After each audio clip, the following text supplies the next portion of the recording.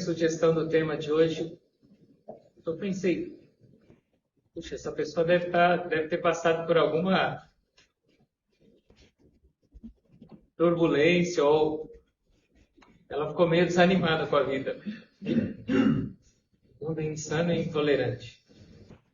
Mas repensando um pouco melhor, se a gente olhar ao nosso redor, talvez não seja tão exagerado assim. Pensando nessa perspectiva, eu lembrei, na semana passada me ligou uma pessoa, uma discípula, uma praticante. E ela pediu para eu orar para a cuidadora, que era a cuidadora dela de infância, que mora até hoje com ela. A irmã dela, que também morava em São Paulo, tinha falecido. Ela pediu para eu orar por ela. Tá? E aí na outra semana ela falou, e agora a minha cuidadora, que agora não é mais cuidadora, porque ela tem filho, é casada, essa cuidadora já é velhinha. Ela foi internada também. Ora por ela. E aí depois de uns dias ela me ligou de novo. Indignada. Eu falei, mas o que foi? A família da cuidadora e da irmã. Quando a irmã dela faleceu, ela pensou, alguém vai vir, ela do Nordeste. Mas aí ligaram no dia seguinte ao falecimento. Quem ligou foi a filha. E a filha falou, eu soube que minha mãe morreu, como eu faço para receber minha parte? Na ligação, e essa pessoa ficou chocada. Ela pensou que ela estava brincando, mas... Não, eu só queria entender como vai ficar essa negociação agora. E aí ela estava mais indignada, porque quando a irmã ficou doente, que era essa cuidadora e estava internada, esse mesmo pessoal da família ligou para ela falou, pelo menos agora vamos perguntar se ela está bem. Sabe qual foi a pergunta? Ela já morreu? Parece piada, né? Ela já morreu. Por quê? Porque eles também estão querendo que fosse acertado logo o pacote.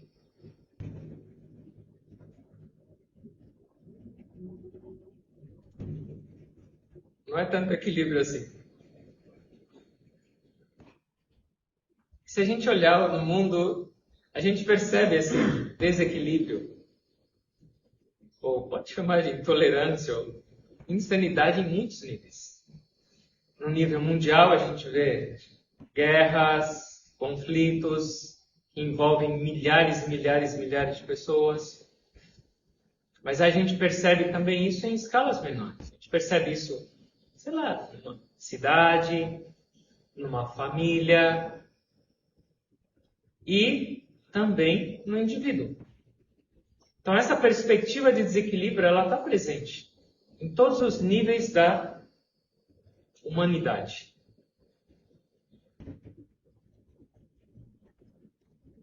E o que fazer com isso? Como resolver isso? Da onde vem isso? No período áureo da humanidade, no período áureo chamado Védico, na cultura oriental, especialmente na cultura indiana, uma vida completa e uma vida plena e feliz, ela era composta por 4 etapas. E essas 4 etapas vividas de uma maneira plena, de uma maneira consciente, eram os condutores ou eram um meio para a plenitude, para uma vida feliz e equilibrada. E na verdade, essa receita ainda é válida e ainda ela é aplicável para cada um de nós, para nossas vidas. Eu vou falar esses 4 pilares em sânscrito que vocês repetem. E a gente vai tentar entender cada um deles.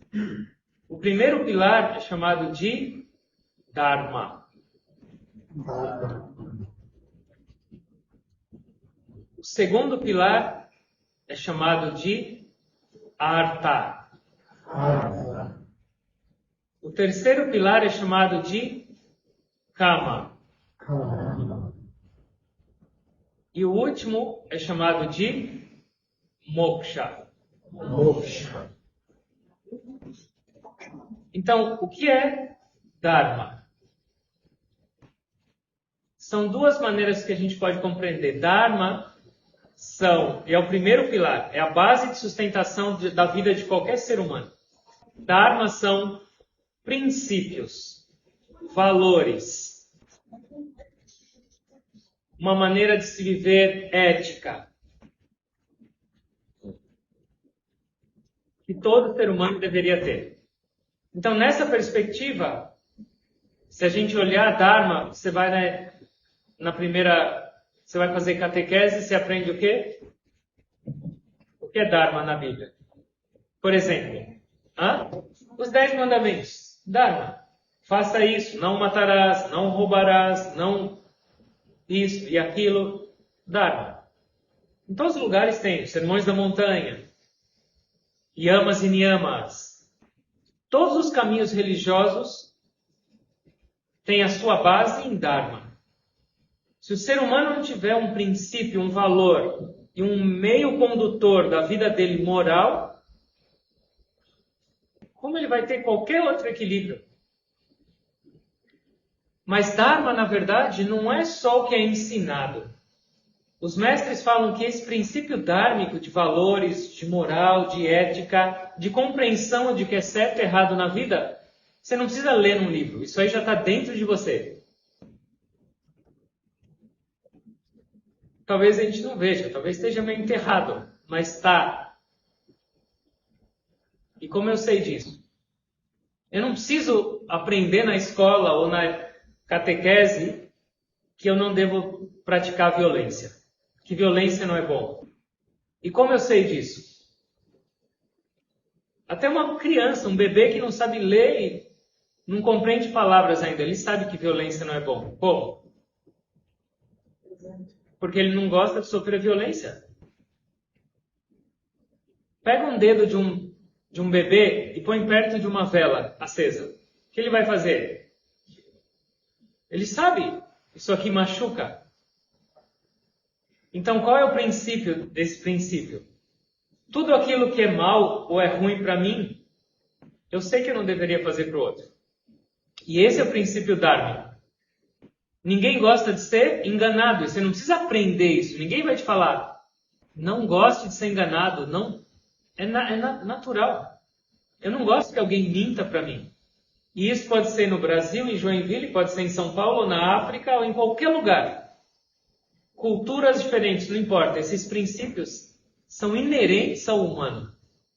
Então a gente aprende o que é certo, o que é errado, mas essencialmente esses valores estão dentro de nós. E Dharma, esse primeiro pilar, é a base, a estrutura para sua vida. E sem esse Dharma, a plenitude, a felicidade, o equilíbrio, esquece. Vai construir um prédio sem a fundação. Ele pode subir, mas ele vai descer. E depois de Dharma vem, vocês lembram ou não? Artha. E o que é Artha? Artha significa prosperidade. Viver bem no mundo. O mundo material. Artha significa, sim, ganhar dinheiro, ter equilíbrio, utilizar suas capacidades, suas habilidades para prosperar. E isso, as pessoas às vezes pensam, vida espiritual é abandona tudo, não utiliza o seu potencial no mundo, não tenha sucesso porque isso não é espiritual. Não é verdade. A Artha é parte da espiritualidade. Por quê? Porque cada um de nós veio com uma característica, sim ou não? Veio com qualidades. E Artha significa você utilizar suas qualidades nesse mundo. E quando você utiliza suas qualidades nesse mundo, o resultado vai ser uma prosperidade. Mas ela tem que vir depois de Dharma. Porque se ela vem sem Dharma, eu me perco em Artha. Eu não sei o quanto eu preciso, ou como eu vou ganhar dinheiro, ou como eu vou ter sucesso. Sem Dharma, esse eixo se perde e eu me perco nesse mundo. E é isso que a gente vê. As pessoas, sim, estão ganhando dinheiro. Mas quais os meios para isso? Quais são os meios que elas estão ganhando? As pessoas estão ganhando dinheiro, mas elas pelo menos sabem o quanto eu preciso ou o que eu deveria fazer com essa prosperidade também. Isso é o princípio básico de Dharma. Se mesclando com Artha. Porque se for só Artha, corrupção, uma sociedade desigual, isso é a falta desse princípio Dharma. O ganhar dinheiro não é ruim, mas ele sozinho se perde. O terceiro pilar. Calma. E o que é cama? Dormir. Tem a ver, mas aí não é dormir. Kama significa a realização dos seus desejos. Claro, desejos que são idôneos ou desejos que fazem sentido, são corretos, mas realizar desejos. E Kama, na verdade, essencialmente ele se refere a mais prazer físico. Por isso que tem a ver com Kama. Kama e Kama. Mas é a realização de qualquer desejo. De novo, existe uma incompreensão que agora eu sou uma pessoa espiritual, eu não posso mais ter desejo? É possível isso? Não. Então, Kama é a realização de desejos. Ele faz parte também da espiritualidade, mas para eu passar por Kama, por esses desejos, eu preciso de Artha e de Dharma. De Dharma é claro, sim ou não? Porque eu vou ter discernimento. Esse desejo aqui, ele deve ser realizado ou não? Eu devo persegui-lo ou não? Eu devo buscar isso ou não? Se eu não tiver esse equilíbrio, essa compreensão, discernimento dármico, eu estou perdido. E por que eu preciso de Artha para realizar os desejos? Por que eu preciso de prosperidade para realizar desejos?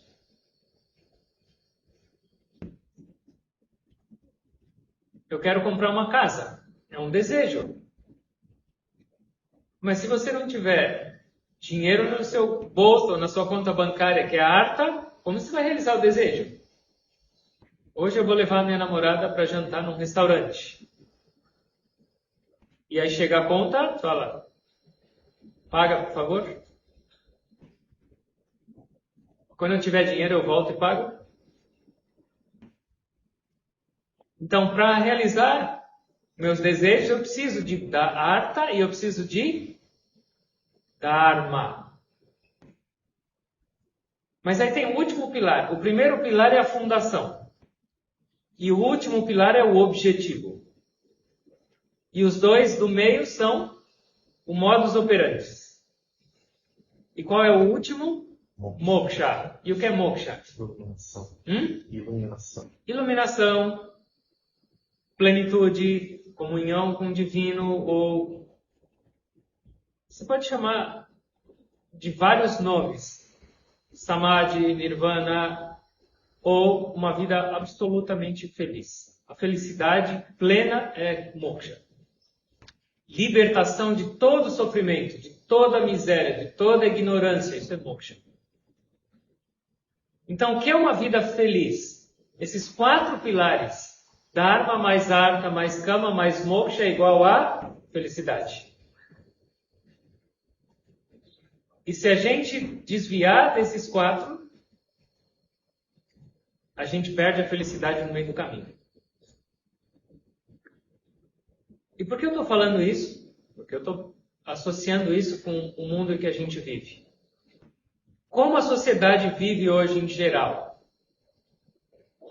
Baseado nesses 4? Quantas pessoas realmente vivem e se esforçam para ter uma vida dhármica? Uma vida de princípios, de valores, de ética, de honestidade? Quantas? E pela proporção de Dharma, a gente pode dizer se é um mundo bom ou ruim. A Arta e Cama a gente não precisa falar. Tá todo mundo atualizado. Bem treinado. Não tem um que não está buscando Arta e Cama. Todos. E não é uma crítica, porque faz parte. Mas... E quantos estão pensando em moksha? Uma vez, eu lembro de umas histórias, mas eu tenho que ficar de olho no relógio, porque senão a história começa...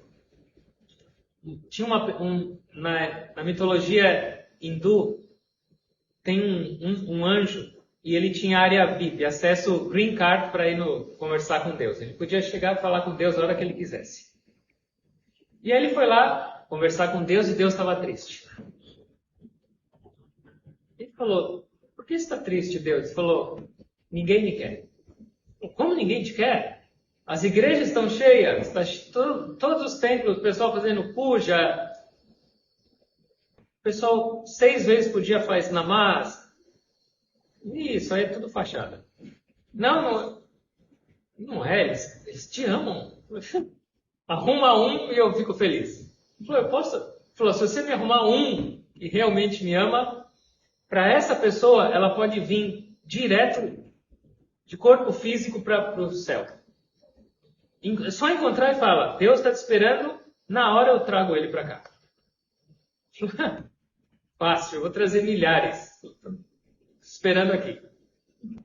E aí ele vai lá na igreja, lá na frente. Pessoal, só queria avisar que para esses que vocês estão orando aqui, Deus, Ele está esperando vocês. Quem quiser, só levanta a mão e já vai comigo direto. Sua oração vai ser atendida. Fica quieto, a gente está acabando de orar. Levou bronca e ninguém quis saber dele. Não atrapalha a nossa missa. Não é possível. Aí foi lá no outro templo. O pessoal adorando o Senhor Shiva. Levou bronca de novo. Nenhum queria sair. Mas espera aí, Deus está esperando esse que você está aqui fazendo isso, nessa estátua, está te esperando. Falou, tá bom, e o que eu vou falar para minha esposa? É você que vai pagar a conta da minha conta?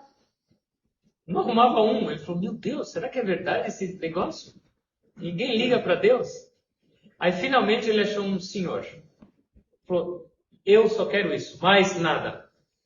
Falou, então arruma e vamos agora. Falou, só uma coisa. Semana que vem meu filho casa. Uma semana para Deus, nada. Tempo é Deus. Uma semana que vai fazer diferença, mas eu quero. Esse anjo falou, tá bom, uma semana. Aí passou uma semana. Falou, seu filho já casou? Já. Vamos? Ele falou, você não acredita. E a nora está grávida. 9 meses para Deus. Bom, é o único que eu achei que pelo menos quer ir. Deus não vai se importar por 9 meses. E aí nasceu. Falou, e agora? Pronto? Falou, o que eu faço? Meu filho trabalhando. Quem vai ajudar minha nora com esse bebê? Ela não tem ninguém. Espera ele crescer mais um pouquinho.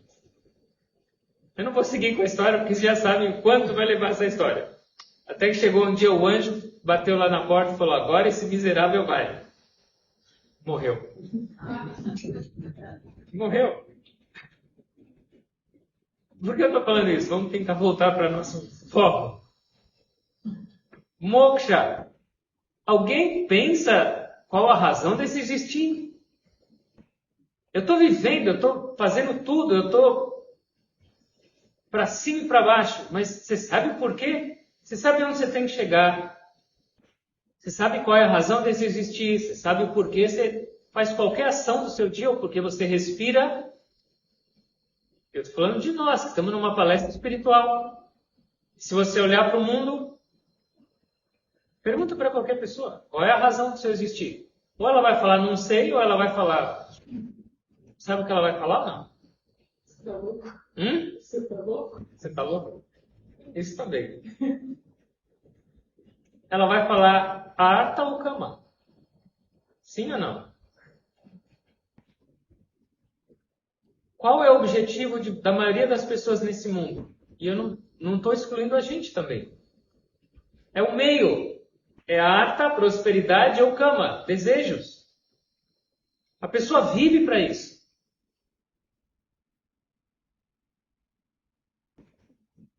Me ligaram uma vez, falaram, Swamiji, tem uma pessoa que está quase falecendo no hospital. Ela está nos últimos momentos. Você pode falar com ela? Eu falei, posso.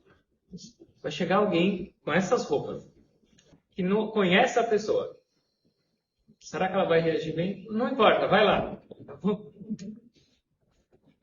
E aí eu comecei a conversar com ela. Falei, os médicos já tinham avisado. Você está ciente? Como você está?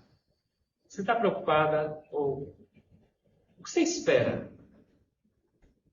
E ela mudava de assunto e falava assim, eu estou preocupada com o casamento do meu filho. E o filho dela tinha 12 anos. Assim, ela falava, então, o meu plano é, quando meu filho vai casar? E como ele vai fazer isso? E aí, eu tentava conversar com ela de alguma maneira para essa preparação. E ela estava expressando os desejos dela. Por quê? Porque é uma incompreensão. Falta alguns minutos. E o que vem na cabeça?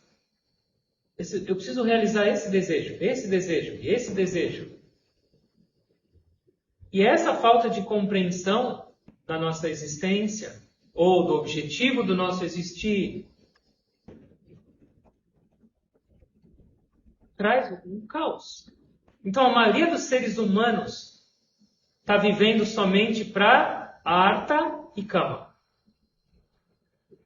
Dinheiro e realização dos desejos. Como sendo, isso é parte da vida. Mas isso não é a vida toda. E isso é uma vida incompleta. E entender que isso é o objetivo da vida e é o meio para se viver é a razão de toda a insanidade desse mundo. Por quê? Porque a minha compreensão é de que a felicidade está em arta ou kama. E ela não está. Ela não está. Eles são os meios para se alcançar essa felicidade, essa plenitude. Então a gente falou uma equação. Arta, dharma mais arta, mais kama, mais moksha é igual a felicidade. E agora a gente reduz a equação. Arta mais kama é igual a dualidade. Ou, no máximo, prazer. E a essa incompreensão de que prazer não é felicidade, ele é diferente. Por quê? Porque o prazer está associado a algum objeto. Ele está associado a alguma condição externa. E ele é temporário. E a felicidade não é temporária e ela é incondicional. Se em algum momento eu sou feliz, mas se essa felicidade for embora, ela não era felicidade, ela era ainda prazer. Porque ela é condicionada. E quando eu vivo com essa felicidade condicionada chamada prazer, e buscando essa felicidade no mundo fora, através de arta ou kama, de prosperidade ou realização de desejos, eu me afasto da felicidade. E eu vivo nessa dualidade de gostos e aversões. Tudo que é condizente para a realização do meu desejo está na minha lista do que eu amo. E tudo que se opõe à realização desses desejos está na lista de odeio, gosto e não gosto. Então a maioria dos seres humanos não vive baseado em dharma e moksha e depois passa por esses dois. Mas ela vive só nesses dois. E nessa dualidade, ela está o tempo inteiro amando e odiando, amando e odiando. E esse é o desequilíbrio. Essas dualidades estão presentes nas nossas vidas. E isso é ok. Mas se elas forem a condutora das nossas vidas, Impossível serenidade. Impossível. E observa, qual é o fator condutor da sua vida? Eu estou fazendo isso. O porquê? Eu tenho ideia ou é simplesmente um desejo que está me queimando por dentro?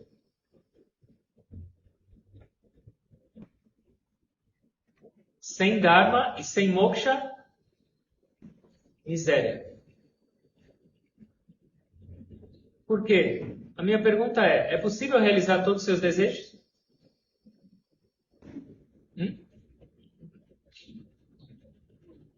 E mesmo que fosse, quando você realiza um desejo, você alcança a plenitude? E outra coisa, mesmo quando você realiza um desejo, necessariamente ele não vai te trazer aquela expectativa que você tinha. Então, o realizar um desejo, ou esse desejo vai aumentar, ele não acaba. Ou ele vai aumentar, ou ele vai te trazer uma frustração. Vamos supor, você tem um desejo.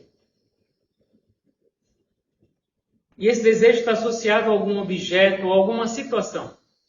E você quer realizá-lo porque você vai ser feliz. Essa casa, esse carro, essa pessoa ou esse salário. A gente tem essa experiência. Você realiza isso. Essa felicidade foi alcançada? Talvez, mas por quanto tempo? Você comprou essa casa hoje e fala, nossa, agora eu sou feliz. Daqui 20 anos, é a mesma experiência? Essa experiência muda. E uma outra coisa, se alguém se opõe à realização desse desejo, o que acontece? Quero fuzilar aquela pessoa. Por quê? Porque ela está atrapalhando o alcance da minha felicidade. Então, eu estou vivendo para ser feliz. Só que eu estou associando a minha felicidade com dinheiro, ou com prosperidade ou realização de desejos. E os mestres falam que a felicidade não está nisso. Ela está naquela equação completa e não nessa parcial. Observa nossas vidas. Você não precisa olhar para o mundo. Mas a causa de todo o conflito é essa ignorância desses dois extremos, de Dharma e Moksha. E viver somente concentrado em Artha e Kama. Qualquer guerra é por causa disso. Eu preciso de mais dinheiro, eu preciso de mais território, eu preciso de mais países. E quem ficar na minha frente eu vou matar e eliminar. Esse é o grau mais elevado dessa intolerância ou dessa conexão, esse apego a Artha e Kama. Mas se a gente olhar para nossas vidas, também existe isso ou não? Sim. Você tem um desejo de ir num restaurante comer aquela comida no fim de semana com a sua família. E aí você chega lá, aquele restaurante está fechado. Você vai ter algum tipo de frustração ou não? Vai. Talvez você não expresse isso. E talvez não seja tão forte que você querer matar o dono do restaurante. Mas você vai ter uma reação. E essa reação também é intolerância. E essa reação também é uma incompreensão de onde está a felicidade. E o que isso quer dizer para nossas vidas? O que isso quer dizer para esse mundo? Que para eu transformar isso, eu preciso trazer Dharma para a minha vida. Eu preciso cultivar valores. Eu preciso cultivar princípios. Eu preciso ter uma vida moral. E isso não é porque se eu não fizer eu vou para o inferno, se eu não fizer eu vou ser um pecador, segundo a Bíblia ou segundo qualquer outra religião. Não, porque se eu não tiver esse princípio, eu nunca vou alcançar a felicidade. E eu preciso saber para onde eu estou indo. Eu preciso saber qual é a razão do meu respirar e viver. Porque sem essa compreensão, eu também não consigo alcançar a felicidade.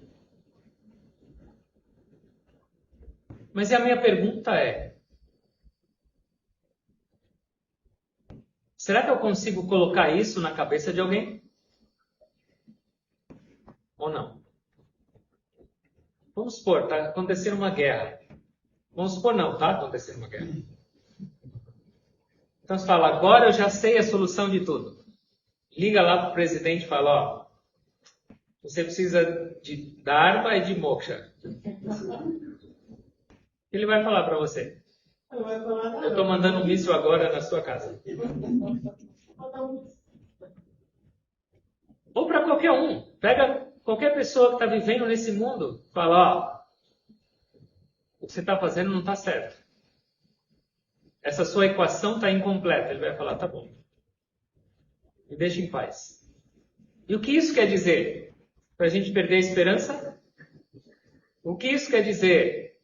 Que o mundo é assim mesmo e vamos viver desse jeito? Não. Mas o que isso quer dizer é que esses princípios precisam ser aplicados. E urgentemente. Mas não no mundo. Onde?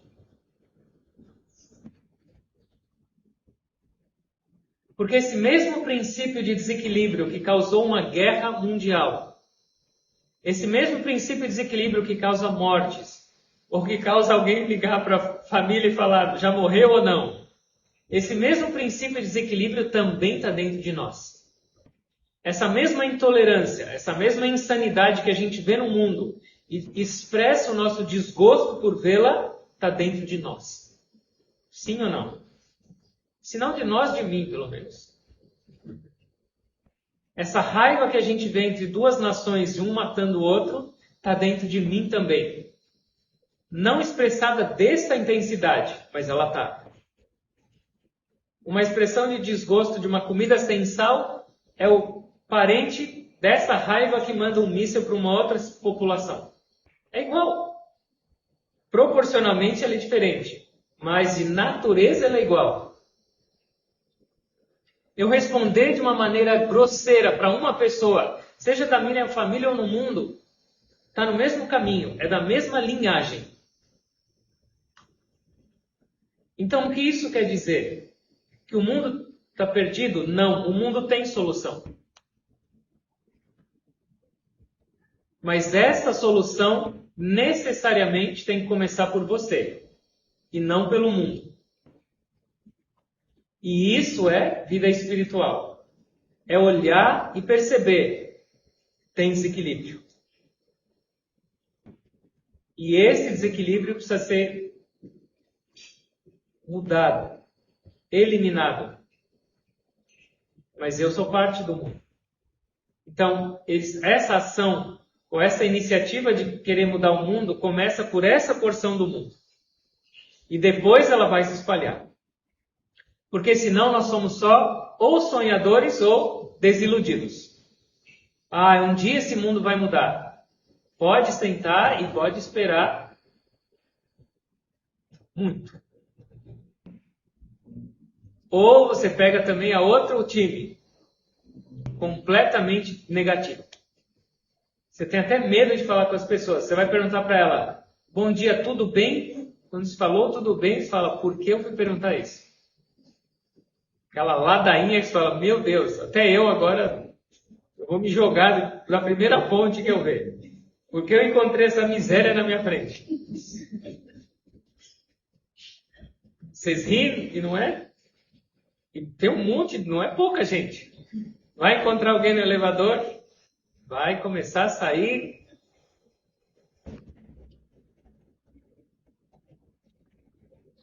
Tem duas maneiras de a gente viver no mundo dessa mudança. E não levem muito a sério o exemplo, mas é só uma atitude. O Guruji fala que tem duas atitudes no mundo, a atitude política e a atitude espiritual. A atitude política é me dá poder e com esse poder eu vou mudar tudo. Eu vou mudar o mundo, eu vou fazer isso a cidade melhor, eu vou, mas primeiro você precisa me dar poder. Mas a gente percebe que essa atitude não é tão funcional. A história conta isso. E a atitude espiritual é, eu percebo esse desequilíbrio e eu quero mudar, mas primeiro eu vou perceber esse poder em mim. Esse poder transformador E essa transformação em mim. E a partir dessa transformação, eu vou mudar o mundo. E eu tenho esse poder. Cada um de nós tem esse poder. Só que a gente não está explorando. A gente está sempre olhando para fora. Ou para nossa felicidade, ou para nossa crítica. E os dois estão errados. Porque tanto a felicidade quanto a negatividade estão dentro de nós. E é aqui que tudo tem que mudar. Esse é o ponto de partida. E a partir daqui, tudo vai acontecer. Até hoje a gente viveu com a mesma esperança. Todos nós, todo ser humano está buscando isso, essa plenitude e essa felicidade. Só que é na direção errada. A vida espiritual não é você mudar seu objetivo, não é mudar o que você quer para a sua vida, mas é só acertar a direção da sua busca. E a hora que você acerta isso, aí a vida começa. E aí a transformação começa. Para você e para o mundo. Mas não é tão fácil. O que é mais fácil? Olhar para um erro seu, um defeito seu, ou olhar para o defeito do outro? O mundo está cheio de conselheiros, está cheio de técnicos de futebol, porque é sempre mais fácil falar como o outro tinha que mudar, como aquela pessoa tem que viver. Mas eu nunca aplico isso para mim. A gente está cheio de negatividades. Sim ou não? Só que a gente coloca elas todas embaixo do tapete. E eu vou ficar caçando a negatividade dos outros. Eu converso com 5 minutos com uma pessoa e consigo fazer um relatório de todas as negatividades que ela tem. Mas eu não olho para a minha. O Guruji fala que chegou uma peneira para uma agulha e falou para a agulha: você tem um furo. Ok, senhora peneira?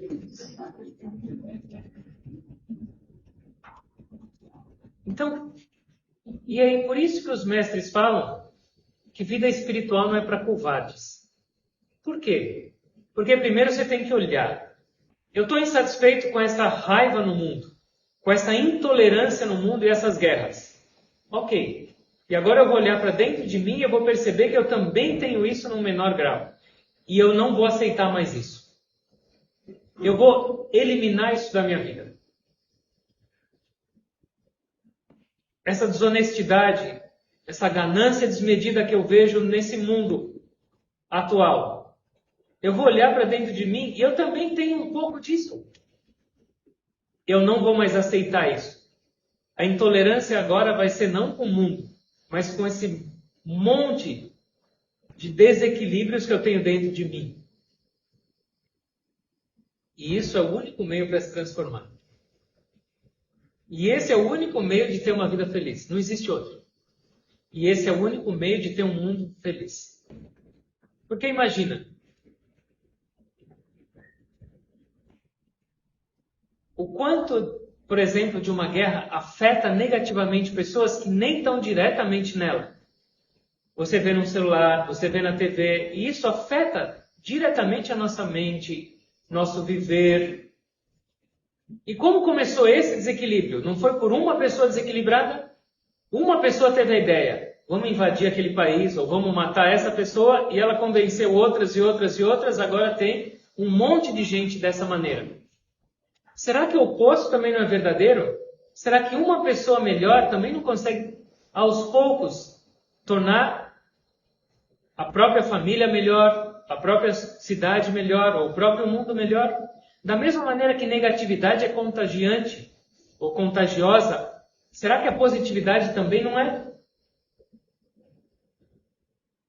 E como eu faço isso? Porque o querer também é bonito, mas o querer não é suficiente.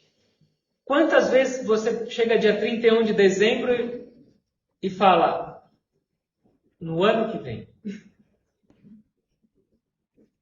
eu vou perdoar. No ano que vem eu vou sorrir mais. No ano que vem, aí você usa Essa roupa para isso, aquela roupa para não sei das quantas. Roupa laranja do quê? Não falem, por favor.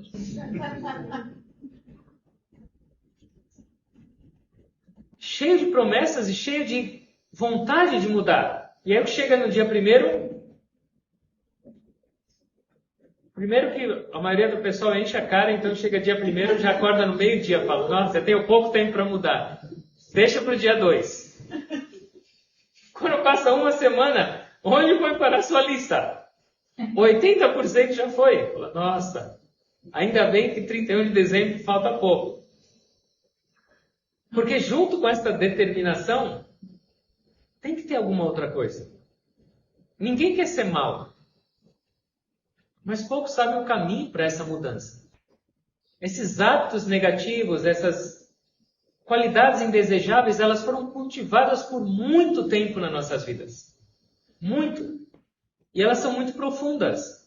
Então, só o querer não alcança essa raiz para tirar o mal pela raiz. Você conversa com uma pessoa e a pessoa fala, não é bom ter raiva, não é bom ter raiva. Por causa disso e disso, fala, agora eu sei. Aí você sai dessa sessão, chega no trânsito, alguém te fecha. Você não lembra mais nenhuma palavra dessa sessão. Você só quer pegar aquela pessoa pelo colarinho. Por quê? Porque esse querer está num nível consciente. Mas esse seu hábito, ele está num nível sub ou inconsciente. Então, junto com esse seu desejo e essa vontade, você precisa também de um instrumento para te tornar capaz de seguir com essa sua determinação. E esse instrumento é chamado meditação.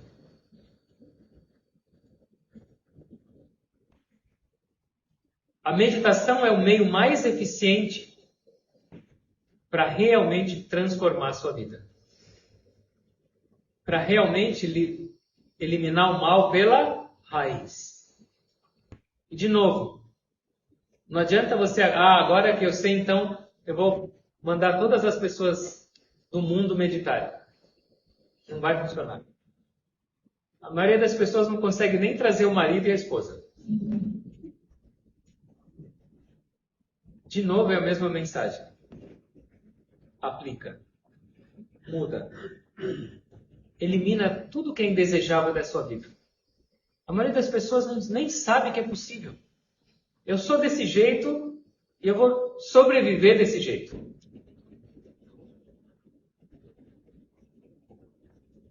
A nossa promessa, a nossa herança é uma vida plena.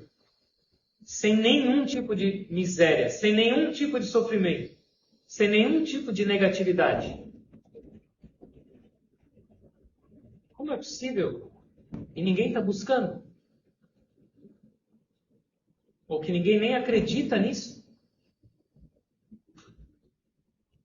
Esse nosso potencial divino, esse nosso potencial infinito de viver uma vida plena, agora, não é quando for para o céu. Não é quando morrer. Nada. Agora.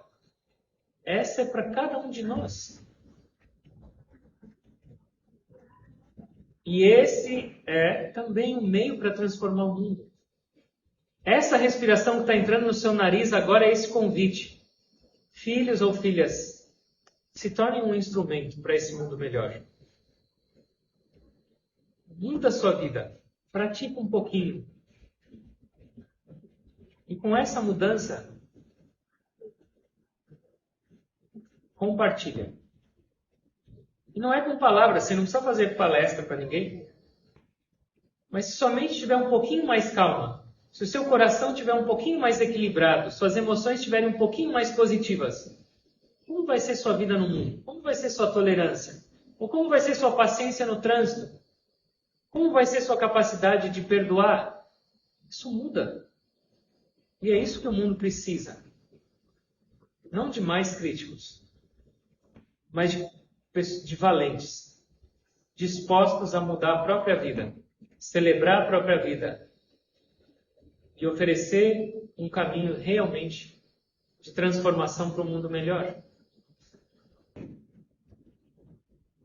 Tudo começa dentro de nós e se espalha.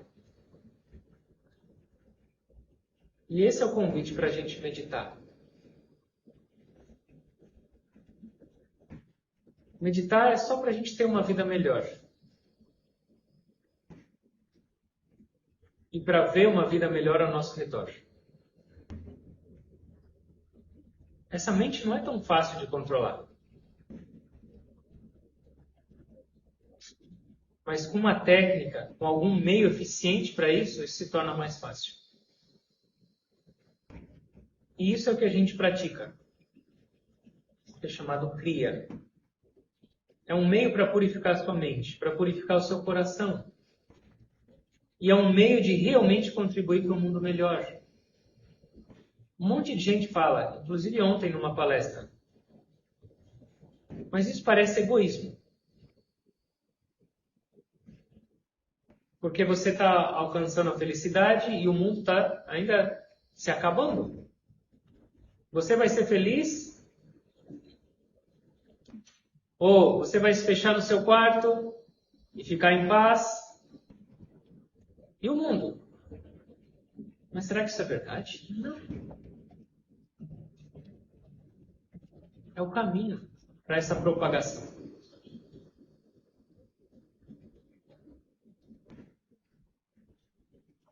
Olha para a sua própria vida, cada um de nós. A gente tem que fazer essa reflexão contínua. Eu estou onde eu quero estar? A minha vida nesse mundo está do jeito que eu quero? As minhas reações ao mundo? O meu estado de humor? O meu estado mental? O meu estado emocional? Está do jeito que eu quero? E se a resposta for não, não se contentem com a vida, porque ela não é desse jeito. Não se contentem com esse estado, porque você não nasceu para isso. Cada um de nós nasceu para essa perfeição. Cada um de nós nasceu para alcançar essa plenitude. E até quando a gente vai esperar? Até quando a gente vai viver só com esperança? A esperança é uma parte. Mas a gente precisa andar em direção. E esse andar em direção é essa meditação. Não é propaganda. Mas é uma ferramenta que permite solucionar nossas vidas. E quanto mais pessoas solucionarem suas vidas, esse mundo vai ser solucionado. Esse mundo tem jeito. E por que não? Se você quer uma vida melhor, se você quer um mundo melhor, pratica um pouco. E vê, não é teoria, é uma experiência, é uma realidade, é uma percepção direta. Nessa respiração, a gente está sendo convidado para essa transformação, para ter uma vida melhor, para viver um mundo melhor. E isso depende de cada um de nós. Se a gente está aqui reunido, desejo a gente tem. Um pouquinho de determinação vai fazer tanta diferença nas nossas vidas.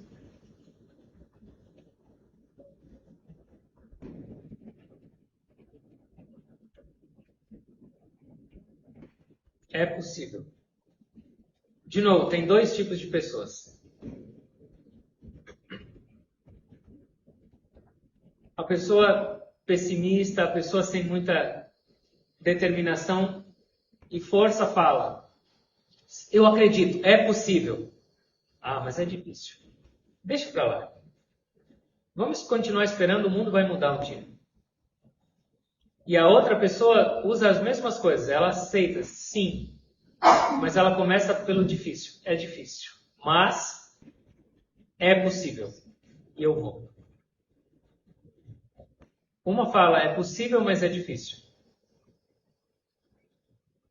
Deixa pra lá. E a outra fala, é difícil, mas é possível. E eu vou. Qual categoria eu estou? Isso é pessoal. Na verdade, difícil é viver do jeito que a gente vive. Sendo refém de emoções, sendo refém de sentimentos, sendo refém de coisas que eu não quero para minha vida.